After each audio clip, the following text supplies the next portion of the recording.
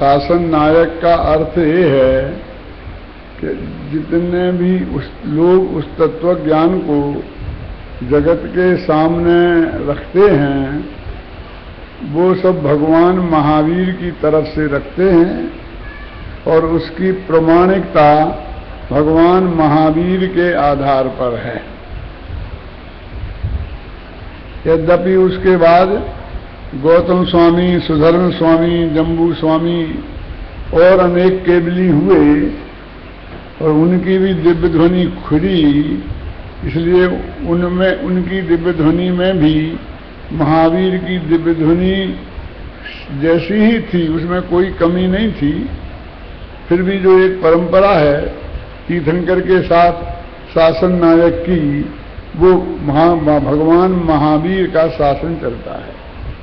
शासन माने क्या? ये गवर्नमेंट नहीं। शासन का मतलब जैन दर्शन की प्रभावना।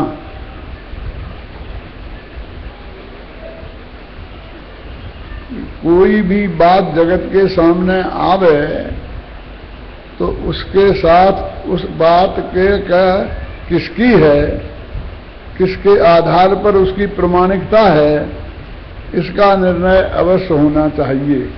ये नियम है। आजकल कुछ ऐसी प्रवृत्तियां हो गई हैं कि किताब निकाल देते हैं और उसमें अपना नाम ही नहीं देते किसने की लिखी है। और जब उनसे कहोगे भाई ऐसा क्यों, हमें कोई ऐसा अभिमान नहीं है। उन लोगों को ये समझ में आता है कि जो किताबों में लेखकों के नाम लिखे जाते हैं वो अभिमान के लिए लिखे जाते हैं, मान के पोषण के लिए लिखे जाते हैं। उनकी अकल पर तरस आती है।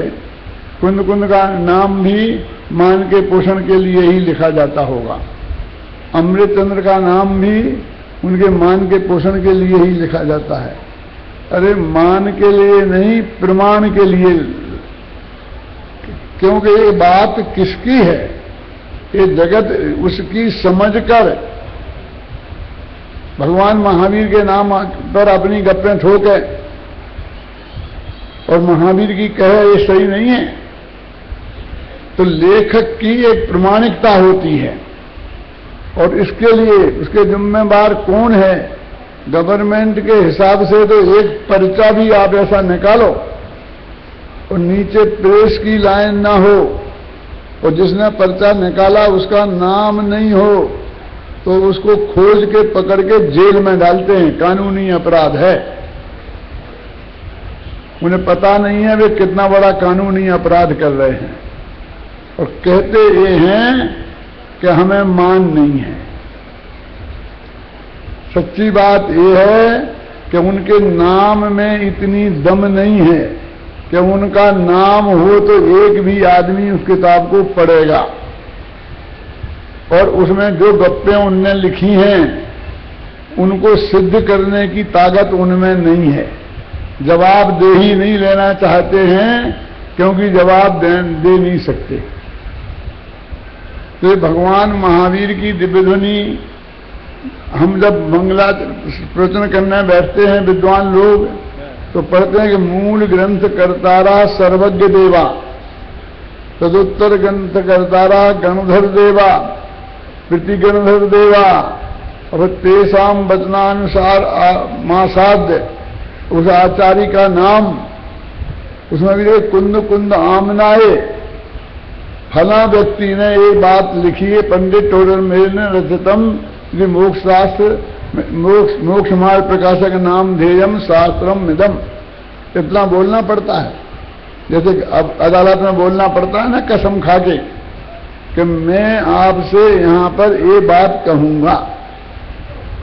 तो ये जो भगवान महावीर की दिव्य ध्वनि की बात पूज्य गुरुदेव श्री के माध्यम से अपने पास आई है उसकी प्रमाणिकता भी भगवान महावीर के आधार पर है।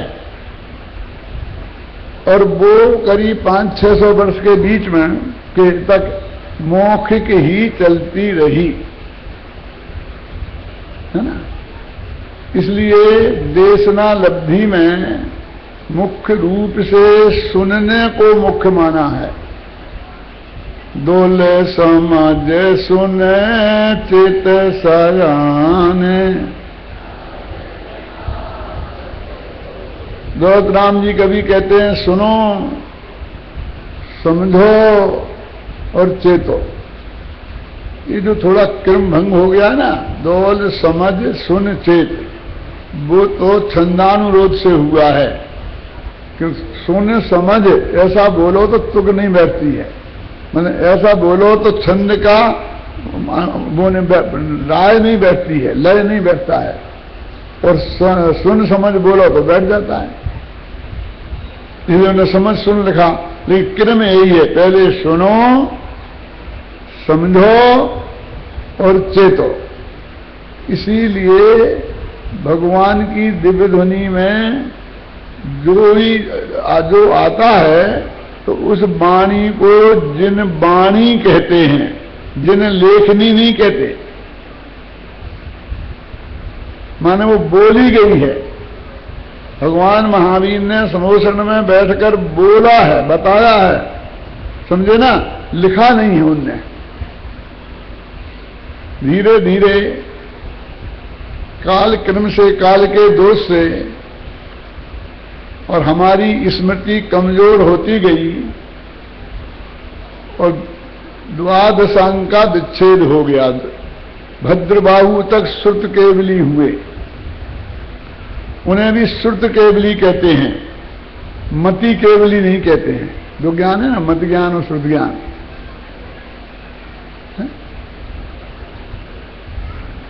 माने आगम श्रुत को बोलते हैं, श्रुत को आगम बोलते हैं, चाहे वो द्वादशांग के रूप में लिपिबद्ध हो और चाहे मौखिक रूप से हो। क्यों अपने पूजन में बोलते हैं, गणधर ने गूंथे द्वादशांग, के गणधर ने 12 अंग गूंथे। गूंथे जानते गूंथना क्या होता है? ये फूलों की माला बनाते हैं ना, तो उसे गूंथना बोलते हैं। फूल तो है ही और डोरा भी है, उनने बनाए नहीं है किसी ने, माली ने, फूल और डोरा। बस उन डोरा में उन फूलों को व्यवस्थित तरीके से पो दिया है। तो ऐसे ही तत्वज्ञान भी है और उसके प्रतिपादक शब्द भी हैं, पद भी हैं, है ना। अब उनको व्यवस्थित रूप से गणधर देव ने किया, ऐसा कहते हैं। गणधर देव के नाम की हाथ की लिखी कोई किताब अपने यहां उपलब्ध नहीं है, कोई शास्त्र उपलब्ध नहीं है। आज का दिन वो दिन है कि जिस दिन सबसे पहले शास्त्र लिखे गए थे। उसके पहले तो लिखे नहीं गए थे। क्यों? क्योंकि लिखने की जरूरत महसूस नहीं की गई थी। जरा आप कल्पना करो, जो नग्न दिगंबर मुनिराज जंगल में रहते, एक पीछी कमंडल, वो एकाध कोई शास्त्र जिनके साथ हो, ना गर्मी के लिए छाया, ना बरसात से बचाव का इंतजाम, कहाँ रखें शास्त्र? लेकिन लिखित शास्त्र आज के छपे हुए किताबें ये कहाँ रखें? स्वाध्याय करना है तो पूरी लाइब्रेरी साथ में लेके चलें। वो ताड़ पत्र होते थे, तो उन ताड़ पत्रों में बरसात भीग जाए तो उनका कुछ नहीं बिगड़ता था। धूप में कितने ही रखे रहे तो कुछ नहीं बिगड़ता था। सर्दी से भी तिनका कुछ नहीं बिगड़ता था।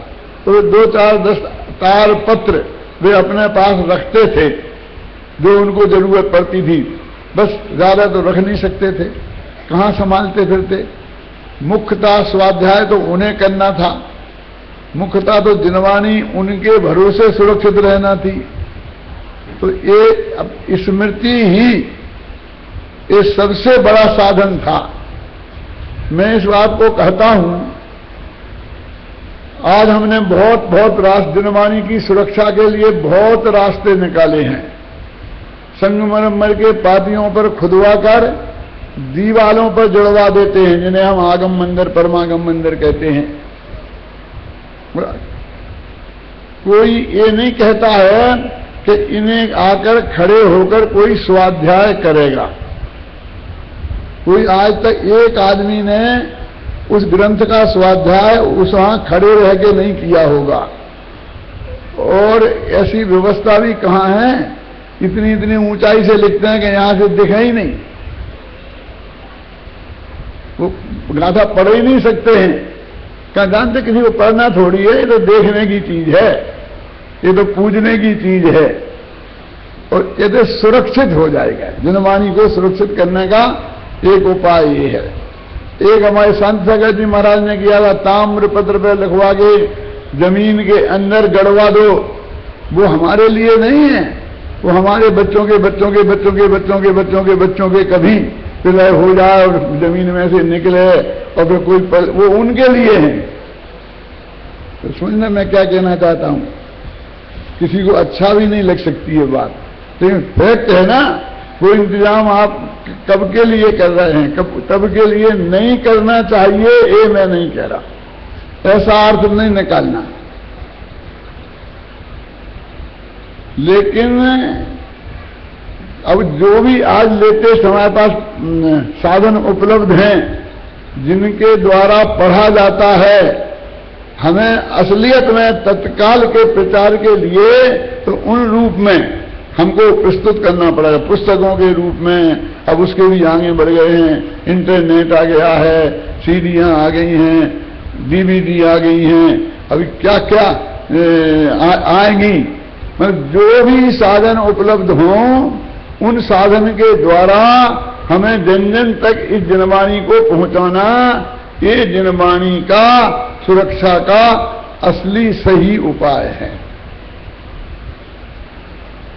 मैं तो ये कहता हूं कि लोगों के दिमाग में उत्कीर्ण कराओ, दीवालों पर उत्कीर्ण कराने के बजाय, ताम्र पत्रों पर उत्कीर्ण बनाने के बजाय इन चेतन तत्वों के दिमाग में उत्कीर्ण कराओ।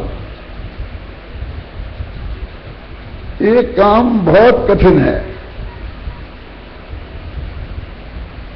वो दीवालों पर उत्कीर्ण कराने का काम अजित जी, और ताम्र पत्रों पर उत्कीर्ण कराने का काम तो चुटकियों का है, बस एक बजट चाहिए।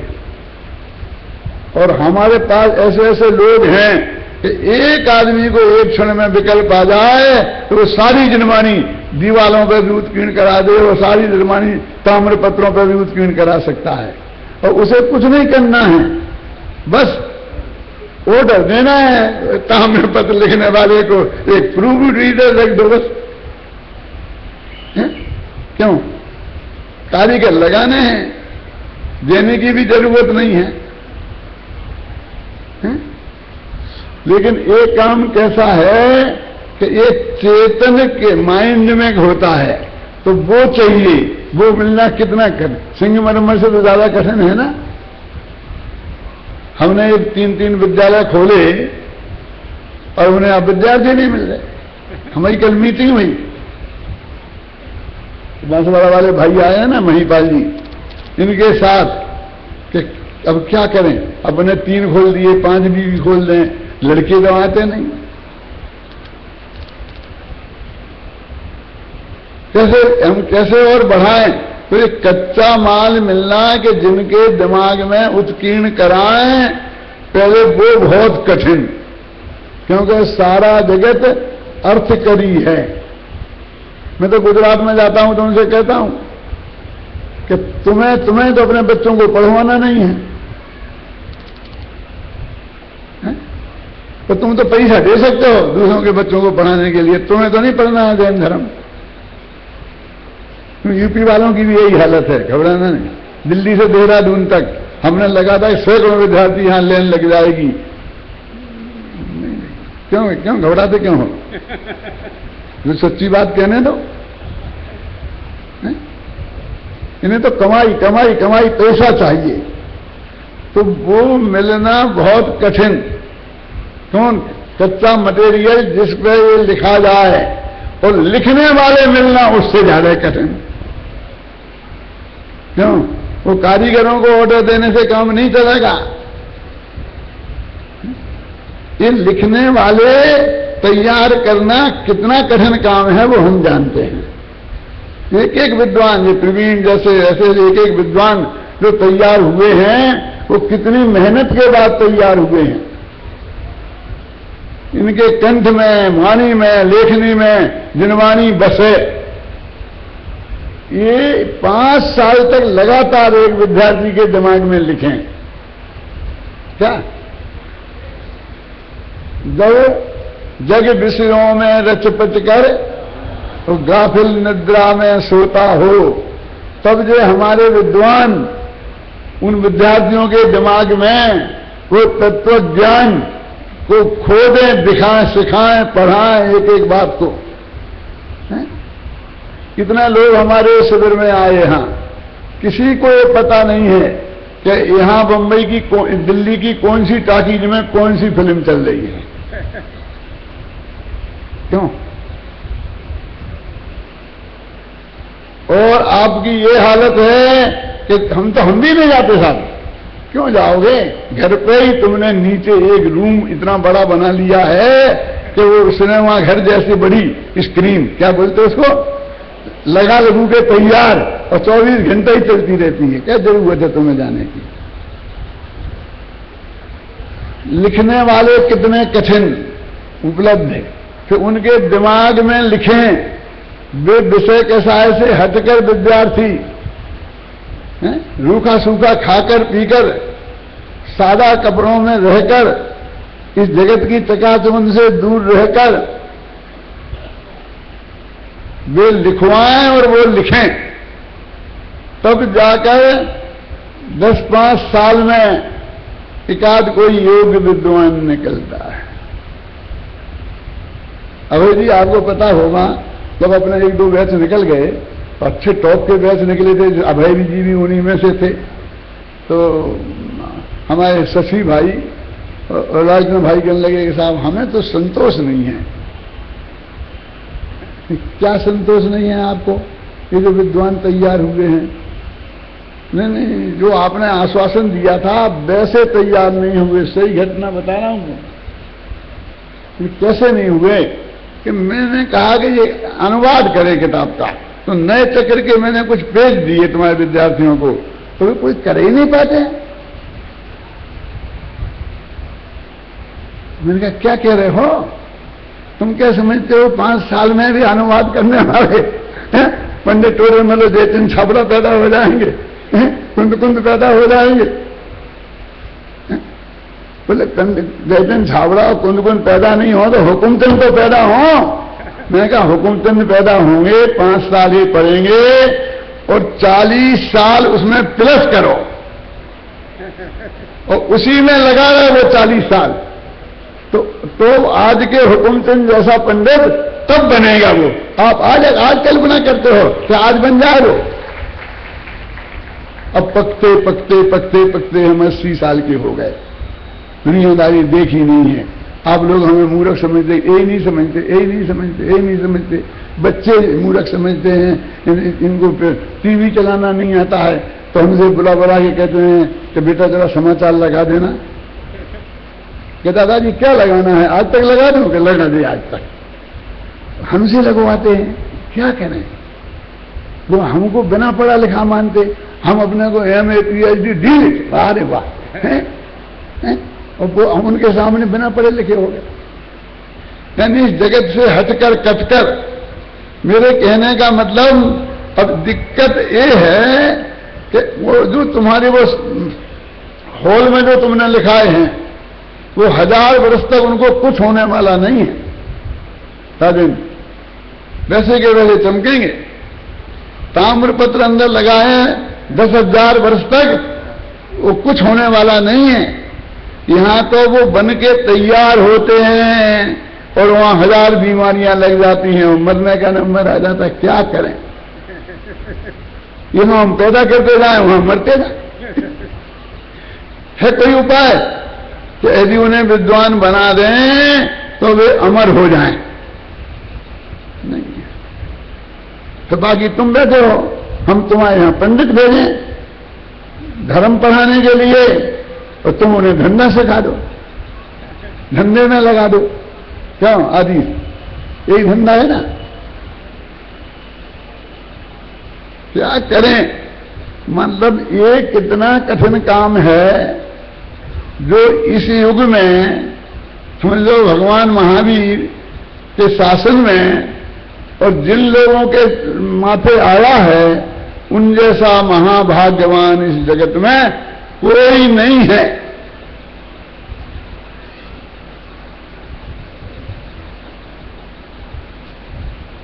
मेरे से कहते हैं महीपाल जी, अपने एक चले कहीं गांव गांव में जाके लोगों को समझाएं कि इस जैन विद्वत्ता की क्या कीमत है। नहीं नहीं साहब, वो पैसा, अरे तुमको कोई नहीं मरेगा, अभी तक तो मरा नहीं है। अभी तक कोई, यहां भी लाख लाख 1.5 लाख रुपए महीना पा रहे मेरे विद्यार्थी यहां बैठे हैं, इसी सभा में बैठे हैं। कोई ऐसी रोटियों के तो लाले हैं नहीं, और अरबपति तो बनने वाले हो नहीं, इसमें तो नक्की है।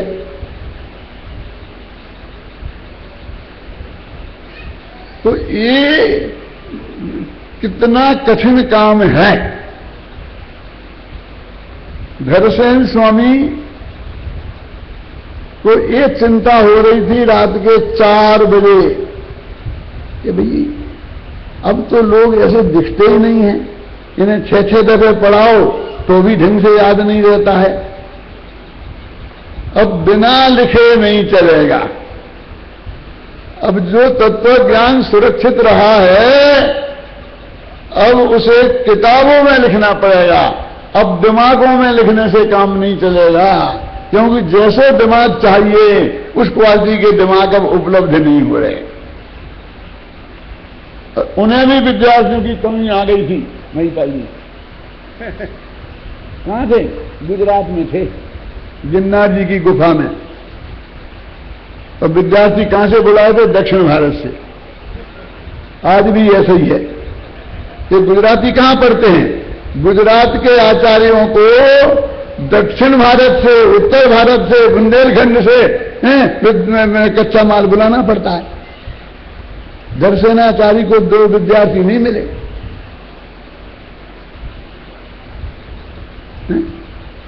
क्या तुम उनसे अपनी तुलना कर रहे हो? अरे भाई, कोई तुलना कर थोड़ी रहे हैं, उनका काम कर रहे हैं, उस काम को आगे बढ़ा रहे हैं। उस काम को आगे बढ़ाने के लिए जो भी समझो प्रयास कर रहे हैं, तो वो भी प्रयास नहीं करें। क्या उपाय है बोलो जनन जी? समझाने के अलावा हमारे पास क्या उपाय है? हम नरेंद्र मोदी जैसा डंडा तो चला नहीं सकते। मेरे कहने का मतलब ये है कि ये जनमानी की सुरक्षा का दिन है। आपने जुलूस निकाला है, तो वो जनमानी कैसे सुरक्षित रहेगी? कल जो घोषणा करेगा आप डॉक्टर साहब वो कहानी सुनाएंगे, कहानी सुनाएंगे। कहानी तो इसमें लिखी है, पढ़ लेना। तो आधी से आधे पैसों में किताब मिल रही है वहां, और फ्री में भी मिल रही है, लेकिन पढ़ लेना। मैं ये कहानी क्या सुनाऊं? और सुमत प्रकाश ने सुना दी है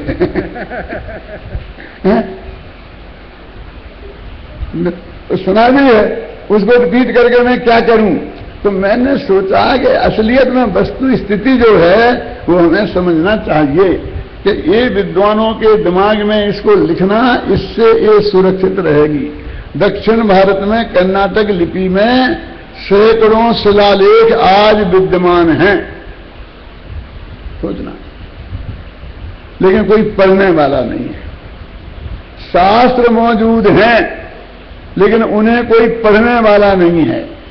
ये जनवाणी सब मौजूद रहेगी ताड़ पत्रों पर, शिलालेखों में, अंदर ताम्र पत्रों पर, दीवालों के संगमरमर के पाटियों पर, और ऐसी भी छपके, लेकिन कोई पढ़ने वाले नहीं होंगे तो क्या होगा मुझे बताओ आप। सब पूजा करेंगे, पूजा बस। अभी कह रहे थे ना अपन जनवाणी पूजा। अरे भाई साहब, जनवाणी पूजा करने की चीज नहीं है, स्वाध्याय करने की चीज है। हमारी तो ऐसी हालत है कि एक छोटा बच्चा होता है ना 6 महीने का, तो उसे कोई भी चीज तुम दो, ऐसा पकड़ाओ हाथ में तो एकदम सीधी मुंह में देता है। कोई भी चीज, ये तुम रूमाल दो तो रूमाल भी खाएगा। कोई खाने की चीज तो खाएगा ही, खिलौने को भी खाएगा। ऐसे ही हम जैनियों की हालत हो गई कि जो भी तुम्हारे सामने आएगा हम तो उसे पूजा करेंगे और अर्घ चढ़ाकर छुट्टी कर देंगे उसकी बस।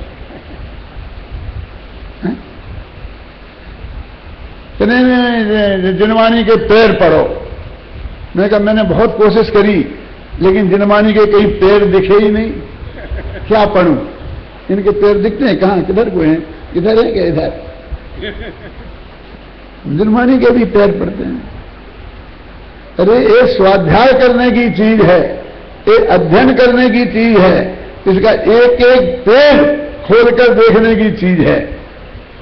तो इसलिए मैं आपको बता रहा था कि जो वे विद्वान बनते हैं उनका उपकार माने कि जिन मां बाप ने अपने बच्चों को अर्थकरी विद्या नहीं पढ़ाई, 1.5, 2-2, 4 लाख रुपया महीना के कंप्यूटर इंजीनियर नहीं बनाए और एक जनवाणी माता को पढ़ने के लिए भेजा और कहा बेटा पढ़ो और लिखो, पढ़ाओ और भविष्य में भगवान महावीर की वाणी को कम से कम अनंत काल की बातें नहीं करो तो कितना अभी रह गए? 2800। हाँ, 18,500 वर्ष तक तो सुरक्षित करो। धन्य है वे मां बाप, धन्य है वो अध्यापक जो अपने को जीवन को, देखो मैं बहुत सच्चे दिल से अपने शांति पाटिल की प्रशंसा करता हूं। बहुत लोगों को तकलीफ भी होती होगी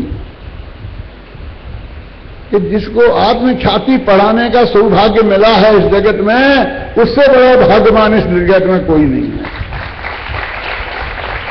आपकी भी हो जाएगी, आप पढ़ाओ ना आत्मख्याति। ये पंडित हुकुमचंद तो आत्मख्याति का गुलाम है।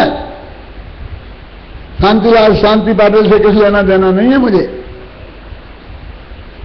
क्या जो एक काम करे, असली काम तो करने वाला वो है, नहीं तो वो रखी रह जाएगी किताबों में, पोथियों में। लोगों के दिमाग तक पहुंचाएं, ऐसे प्रवक्ता तैयार हों कि जो जनता के दिमाग तक पहुंचाएं। देखो पूज्य गुरुदेव श्री की महिमा तो विचार करो आप कि जिन्होंने बिल्कुल ना पढ़े व्यापारी, कुछ नहीं समझते थे संस्कृत प्राकृत, और उनके दिमाग में त्रिकाली ध्रुव घुसा दिया, क्रमबद्ध पर्याय घुसा दी, निमित्त उपादान का स्वरूप घुसा दिया, निश्चय व्यवहार का आंदोलन खड़ा कर दिया। कैसे आप बोलो? और हमें इतनी सारी प्रबुद्ध समाज होने के बीच में, और हम इस बात के लिए कर रहे हैं। जनवाणी की सुरक्षा का उपाय लोगों के ज्ञान में आना है, वाणी में आना है, विवेक में आना है, विचार में आना है। हमें वो सारे प्रयत्न करना चाहिए। ये प्रयत्न सब उसके सहायक प्रयत्न हैं। क्या ये सारे प्रयत्न सहायक हैं? जैसे ये शिविर लगा तो जो भी 200-300 बच्चे आए हैं, और उन बच्चों को जैन धर्म कैसे पढ़ाना ये यहां सिखाया गया। जैन धर्म भी पढ़ाया गया और जितनी चीज जन जन को पता होनी चाहिए कि नमोकार मंत्र कैसे बोलना चाहिए, यही बड़े बड़े लोगों को पता नहीं है कि नमोकार मंत्र गद्य में नहीं है, पद्य में है। सब उसे गद्य में बोलते हैं और कहते उसकी 5 टांगे हैं। जानबूझ के टांगे बोल रहा हूं, पद बोलते पद पद पद में टांगों ही जो बोलते हैं। अरे 5 नहीं है, 4 हैं, क्योंकि 4 ही होती हैं हर छंद की। और उसे गाथा जैसा बोलो कि गाथा जैसा कैसा, कि समय सार की गाथा जैसा। वंदे तु शब्द सिद्धे ध्रुव मचल मणो वयम गयम पत्ते पुच्छामि समय पाहुर नमो स्वे केवली भणयम नमो अरहंताड़म नमो सेदाणम नमो आयरीयाणम नमो वज्रायाणम नमो लोये शब्द साहूरम। ऐसे बोला जाता है, कितनों को पता है, कितने बोलते हैं। और हमारे लोगों ने और राय निकाल दी हैं, मैं किसी का नाम नहीं लेता हूं, और नई नई 5-5, 6-6 लाइन की, और हर एक ने उसमें नमो के पहले भी लगा दिया ओम नमो, किसी ने और 2-4 और लगा दिया, कुछ लगा दिया। क्यों? अरे वो छंद है, एक गाथा छंद है, वो इन्हीं भूत बलि पुष्पदंत का लिखा हुआ है, जिनकी ये आज अपन चर्चा कर रहे हैं। ये जो ग्रंथ लिखा गया था, जिसकी आज ये पूजा आपने की है, वो उसका मंगलाचरण है। वो इतना लोकप्रिय हुआ कि एक महामंत्र बन गया।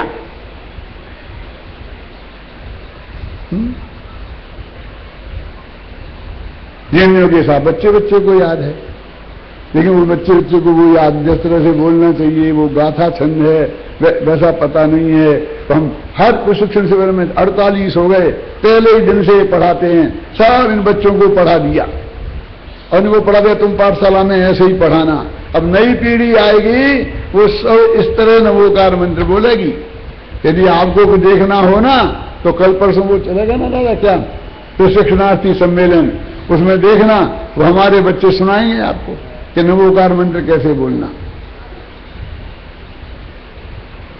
गायत्री मंत्र बोलने का भी एक तरीका है ना, ये वेदों के मंत्र बोलने का भी एक तरीका है ना, तो वे सब लोग उसी तरीके से बोलते हैं जैसा उनके यहां तरीका है। ऐसे अपना नमोकार मंत्र बोलने का भी एक तरीका है। तो दो इस समाज के, अब तो माताएं बहनें भी पढ़ने लग गई हैं, बच्चियां भी पढ़ने लग गई हैं, और मेरे कहने का अर्थ है कि इस तरह से इस ज्ञान की पूंजी को कैसे सुरक्षित करना। अब मुझे 2-3 बातें और मार में कहनी है कि अभी मैं प्रवचन करने बैठा तो कमल जी आए, देख दादा मैंने पेपर बनाए हैं, पेपर देख लो। मैं क्या अच्छा ही बनाए होंगे, छाप दो यार। अब तुम इस टाइम लाए हैं, मैं प्रवचन करूंगा तेरे पेपर देखूं। तो परीक्षा हुई थी, तो धरसेन ने भी जो वे दक्षिण भारत से विद्यार्थी बुलाए थे, उनका इंटरव्यू लिया था, मालूम समझ जी, इंटरव्यू लिया था। और इंटरव्यू में जब वे पास भये तब उन्हें वो ज्ञान दिया था। क्या प्रश्न पत्र था वो? क्या प्रश्न पत्र था?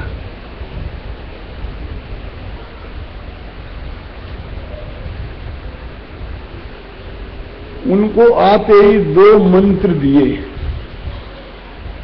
है ना, और कहा कि इनकी आराधना करोगे सामने की गुफा में तो 2 सर्वांग सुंदर देवांगनाएं आएंगी। कि गुरुजी हमें देवांगनाओं का क्या लेना देना, हमें आपने देवांगनाओं के लिए बुलाया है यहाँ, हम तो जैन तत्व ज्ञान सीखने आए हैं, ऐसा कहा गया था हमसे। तो कि ज्यादा प्रश्न नहीं कहते हैं, योग्य शिष्य गुरु जो कहते हैं वो मानते हैं, जाओ।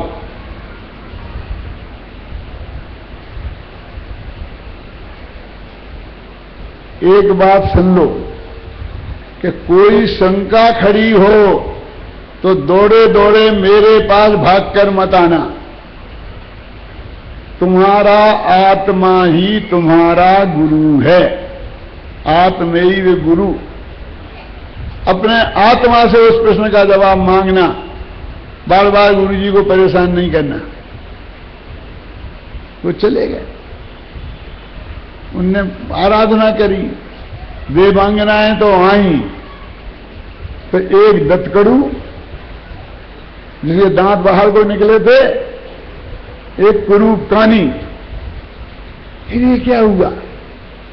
उनने तो कहा सर्वांग सुंदर देवांगनाएं आएंगी, और ये क्या हुआ? चलो गुरु जी से पूछ के आते हैं कि क्या कहा। गुरु जी ने कहा था मेरे पास दौड़े मत चले आना, तुम्हारा ही आत्मा तुम्हारा गुरु है और तुम उससे पूछना। तो उन्होंने सोचा, गहराई से देखा तो दोनों मंत्र में गलती थी।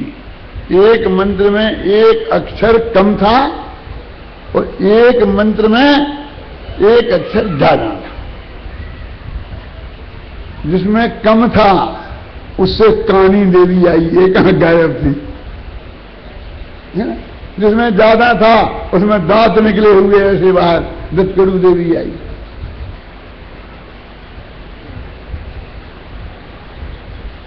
उनने कहा ये गलती है, अब गलती कैसे सुधारें? गुरु जी ने मंत्र दिया, पहले ही दिन मोक्ष का पाता। अब गुरु जी की गलती जाके बताएं पहले ही दिन, तो लेकिन बेटा तुम पढ़ने आओगे पढ़ाने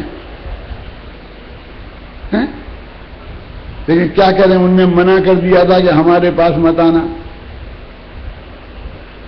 सोचते रहे, आखिर इस निर्णय पर पहुंचे कि अपन तो सुधार लेते हैं, माफी मांग लेंगे गुरु जी से। जब सुधार कर उन्होंने द्वारा जाप किया तो सर्वांग सुंदर देवांगनाएं आई, और आते ही उनने कहा क्या जो आज्ञा के, तो हमें क्या आज्ञा है फरमाओ। कि हमें क्या तुम्हें आज्ञा भाज्ञा, हमें कुछ नहीं। तो तुमने क्यों बुलाया हमें? कि हमने नहीं बुलाया। नहीं बुलाया नहीं, तो हम तो गुरु जी की आज्ञा का पालन किया।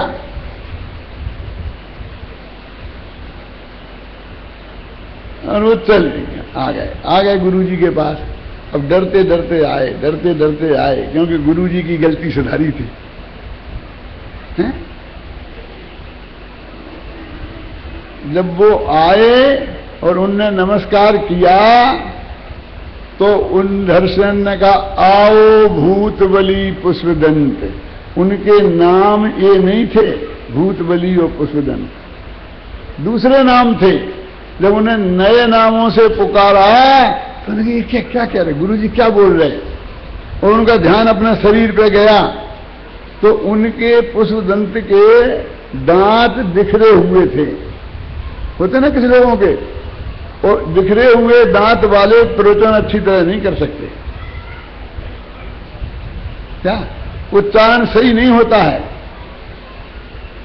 तो उस देवी ने, जिसके दांत निकले हुए थे, देवी के भी, उनकी दांत पंक्ति बिल्कुल ठीक कर दी एकदम, क्या। और इसलिए आचार्य ने उन्हें पुष्पदंत का, फूलों के समान दांत हैं जिनके, पुष्पदंत, समझ गए ना। हमारे एक मित्र डॉक्टर हैं बंबई में दांत के, अरुण डोढल। तो मैं कहता हूं तुम हमारे तो तुमने हमारे दांत ठीक करते रहते हैं वे, नहीं तो ये तो कभी गिर जाते हैं, कहीं यहाँ के गिर जाते, कहीं यहाँ के गिर जाते, तो हम प्रवचन नहीं कर सकते हैं।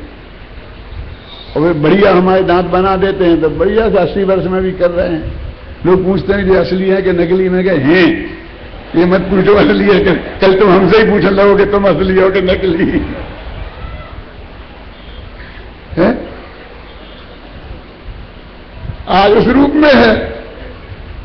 और भूतबली आचार्य जो थे बहुत दुबले पतले थे, कमजोर थे, तो उनको एकदम मजबूत कर दिया। भूतबली माने बहुत ताकतवर,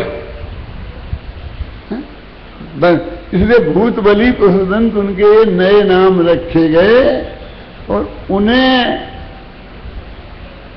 जब उनने कहा कि हमने ऐसा ऐसा किया था, तो बोले, आचार्य बोले कि हमें नहीं पूछना, तुमसे किसने पूछा, क्यों बोल रहे हो ज्यादा, हमें सब पता है, यानी हमने बुद्धि पूर्वक ऐसा करके देखा था और तुम्हारी बुद्धि की परीक्षा करनी थी। कमल जी, काय की परीक्षा करो? बुद्धि की, रटाई की मत कि कितना रटा किसने, कैसे क्या रटा, उसमें कुछ बुद्धि है कि नहीं है ना, उसकी परीक्षा करो। उन्होंने काय की परीक्षा की थी? ये नहीं पूछा था कि तुम्हें गोमट सारे याद है कि नहीं है, ये नहीं पूछा था कि तुमने कौन कौन सी किताबें पढ़ी हैं। क्यों? वो पढ़ाने का काम तो हम करेंगे, वो पढ़ाने का काम तो हम करेंगे। हमको तो आपकी बुद्धि की परीक्षा करनी है। यदि आप बुद्धिमान हैं, सच्चे दिल से पढ़ना चाहते हैं, तो हमारी मेहनत सफल होगी। अन्यथा हम पढ़ाएंगे, बुढ़ापे का समय आ गया, दो कोई तो मुश्किल से पढ़ा पाएंगे और बे निकल गए, ऐसे ही चालू तो फिर क्या होगा। तो उन्होंने कहा मुझे ऐसे ही शिष्य चाहिए थे। कैसे? कि जो अत्यंत विनयवान तो हों, लेकिन गुरु के आतंक से इतने घबराए ना हों कि वे कुछ सोच ही नहीं सकें, बोल ही नहीं सकें, कोई गलती दिखे तो सुधार ही नहीं सकें। ऐसे नहीं चाहिए मुझे। क्या? विवेक के धनी भी चाहिए और विनय मर्यादा का उल्लंघन नहीं करें, ऐसे भी चाहिए। तुमने वो मंत्र सुधार लिए, उसकी परीक्षा हो गई, पास हो गए, फर्स्ट डिवीजन, दांत मात ठीक हो गए ना, और फिर भी आकर के यहां अकड़ते नहीं आए कि हमने ऐसा किया गुरु जी के सामने। फिर भी हाथ जोड़ रहे और उसकी गलती की माफी मांग रहे। माने विनय का भी छोड़ी नहीं और विवेक भी छोड़ा नहीं। विनय और विवेक के धनी ऐसे मुझे शिष्य चाहिए। मैंने बहुत ही सुंदरतम भाषा में एक कहानी लिखी है, 5 मिनट लगेंगे, लेकिन मैं अभय कुमार से पढ़वाना चाहता हूं। तो शांति से बोलना नहीं, अभय कुमार पढ़ना बस, किसी से लो लो लो पढ़ो, शांति से सुनो, फिर बाद में मुझे कुछ बोलना होगा तो बोलूंगा।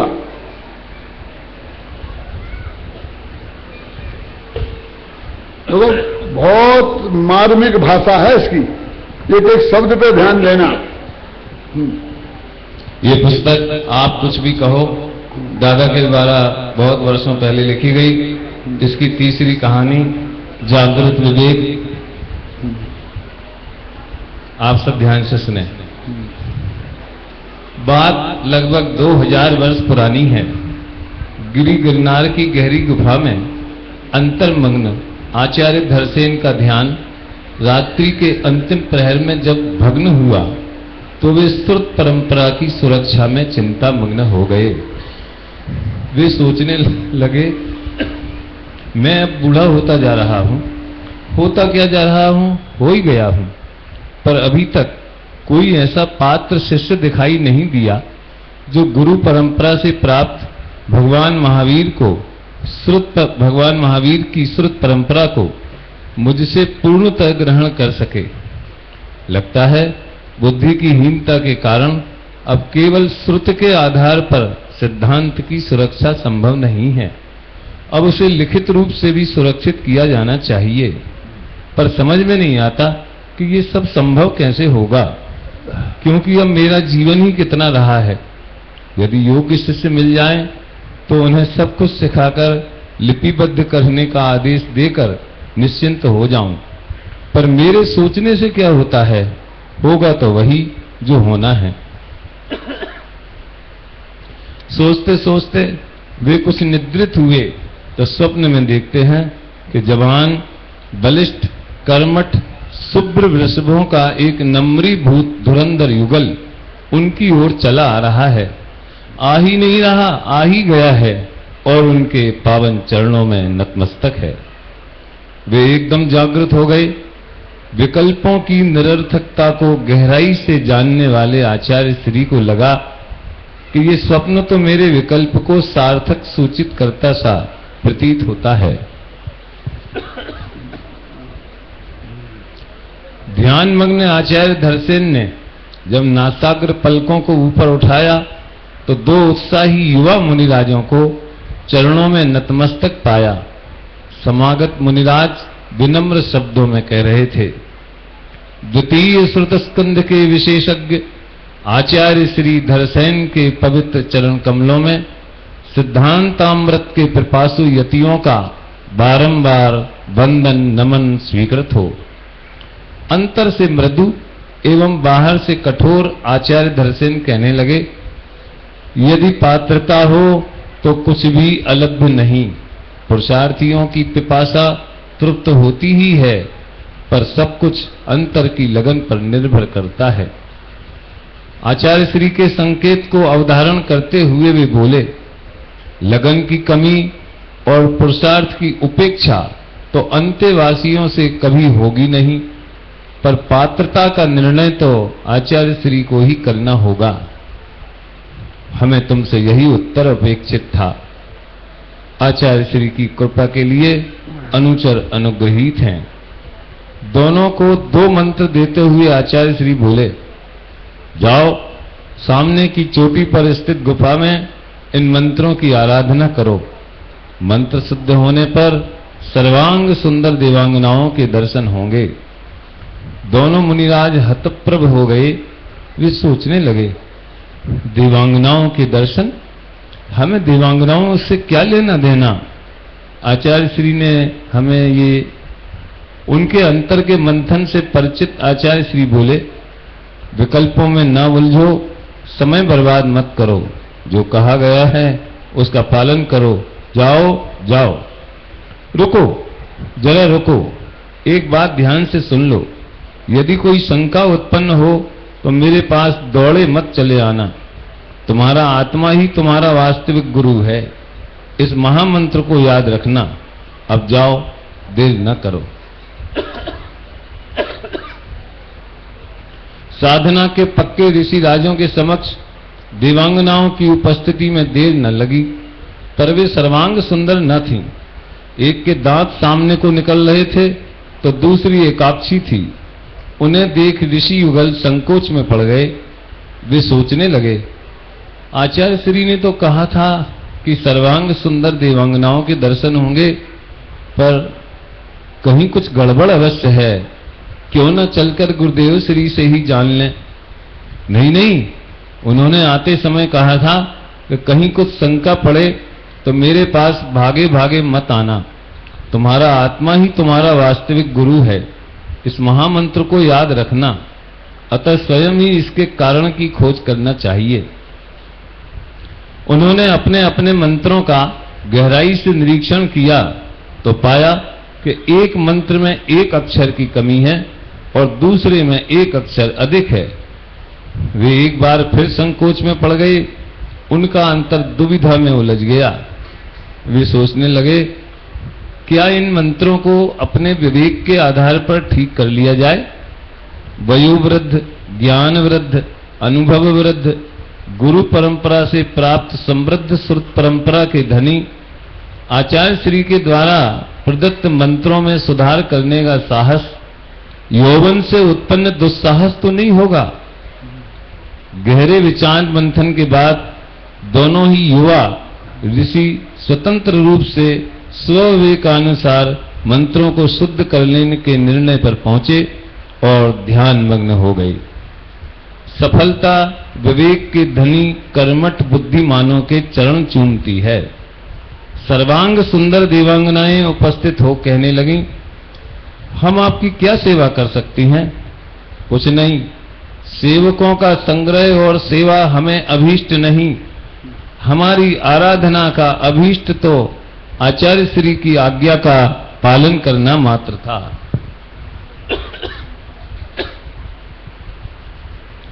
दोनों युवा ऋषि आचार्य श्री के चरणों में उपस्थित हुए। नमन करते हुए युवा ऋषियों को मंगल आशीर्वाद देते हुए आचार्य श्री बोले, पुष्पों के समान दंत पंक्ति के धनी पुष्पदंत और अभूतपूर्व बल के धनी भूत बलि को पाकर आचार्य धर से कृतकृत्य है। अपने नए नाम सुनकर युवा ऋषि चकराए। पर देह में समागत परिवर्तन को लक्ष्य कर सब कुछ समझ गए। अत्यंत विनम्र पुष्पदंत और भूतबली आचार्य श्री से मंत्रों के शुद्ध करने के अपराध के लिए क्षमा याचना के साथ जो कुछ घटा था उसे सुनाने लगे तो गुरु गंभीर गिरा से आचार्य श्री कहने लगे, ये सब सुनाने की आवश्यकता नहीं है, हमारे लिए कुछ भी अगम्य नहीं है। हमें ऐसे ही विनयशील, विवेक के धनी और प्रतिभाशाली अंतेवासियों की आवश्यकता थी, जिन्हें पूर्वजों से प्राप्त स्वत संपत्ति समर्पित की जा सके। विनय के बिना तो विद्या प्राप्त होती ही नहीं है, पर विवेक और प्रतिभा भी अनिवार्य है। इनके बिना भी विद्यार्जन असंभव है। गुरु के प्रति अडिग आस्था का भी महत्वपूर्ण स्थान है, पर वह आतंक की सीमा तक न पहुंचना चाहिए, अन्यथा वह विवेक को कुंठित कर देगी। समागत समस्याओं का समुचित समाधान तो स्वविवेक से ही संभव है, क्योंकि गुरु की उपलब्धि तो सदा सर्वत्र संभव नहीं।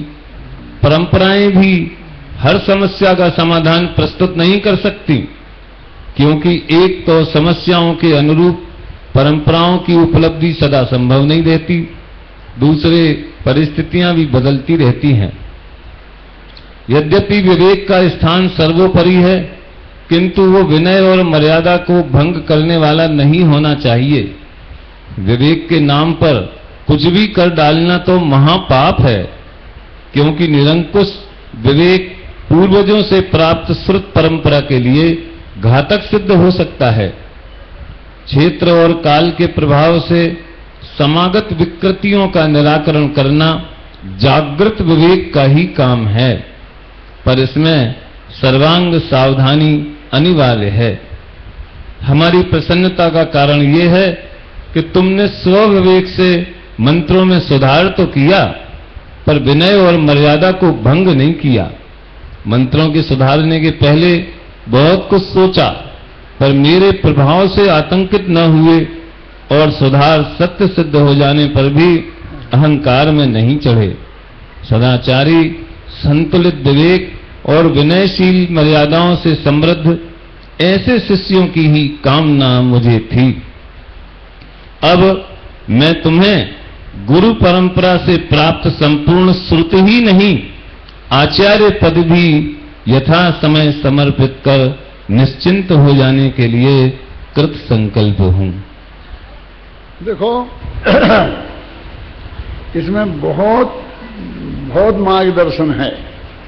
आज के विद्यार्थियों के लिए कैसा जीवन होना चाहिए, आज के अध्यापकों के लिए, उनके लिए भी है कि आपको वो अपना सर्वस्व अथवा भगवान महावीर की वाणी का सर्वस्व जिनको हम समर्पित करना चाहते हैं, उनकी पात्रता देखना बहुत जरूरी है, और उन्हें भी कि भाई उस चीज को उसी शक्ति के साथ ग्रहण करना।